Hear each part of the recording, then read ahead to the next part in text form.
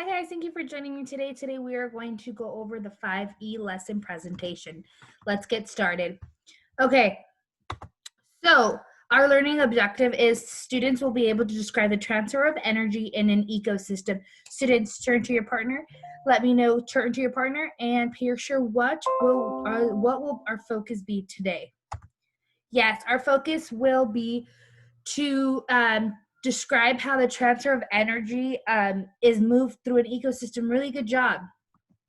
So, guys, our standard for today, the standard we're going to focus on is LS2B, cycle of matter and energy transferred in an ecosystem. So, it is how does energy move from organism to organism? How does it move through the food web? All right, guys, let's do our APK. We're going to activate some prior knowledge. I'm going to show you a picture of two animals, and your focus is going to tell me which animal would win. If they were to fight, which of these animals would win? I want you to explain your answer.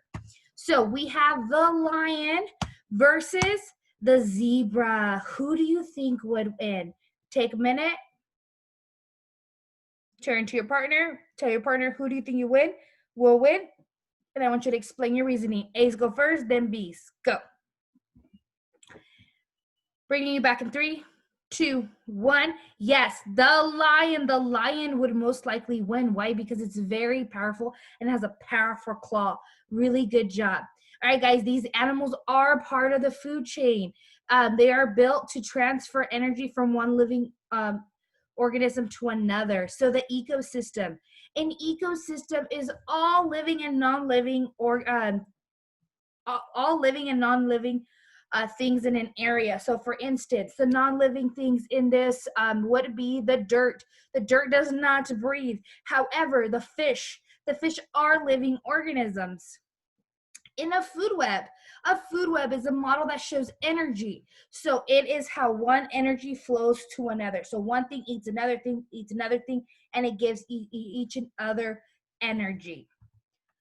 A producer are like plants. They're plants that carry out photosynthesis. Plants get their energy from photosynthesis. So they let out waste, and therefore you absorb the oxygen. Producers are at the bottom of the food chain, right? They're at the very bottom of the food chain. Consumers, there's 3 different forms of consumers. There's primary consumers. Those are the animals that eat all the plants. There's secondary consumers, are the animals that eat all the meat. And then there's omnivores. They're the animals that eat both plants and animals, okay? So example of secondary consumers are like cheetahs. Cheetahs tend to eat only meat. They hunt rabbits, they hunt other small animals, foxes and so forth, and they eat meat.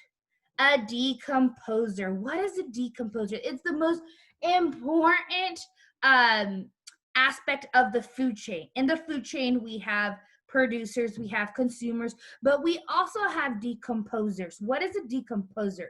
A decomposer are scavengers that break down dead plants and animals.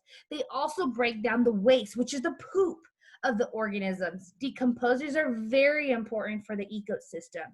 If we were to have no decomposers, our world would not function like it does today, right? We need decomposers to break down the food, to break down the dead animals so that they're not piling up. If we had a whole bunch of animals piling up, it would form a lot of bad bacteria, which more people would get sick. Animals would get sick. We need decomposers to break that down so it could spread the nutrients to the plants and the ground and the earth.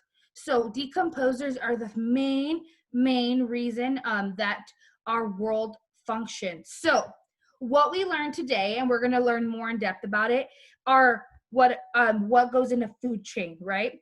A food web. We know that we use producers, consumers, and decomposers. They make up the food chain. We're going to get more in depth on what each one is later in our lessons, but this is an overview of what we are looking forward to. Good job, guys. I am super proud of you.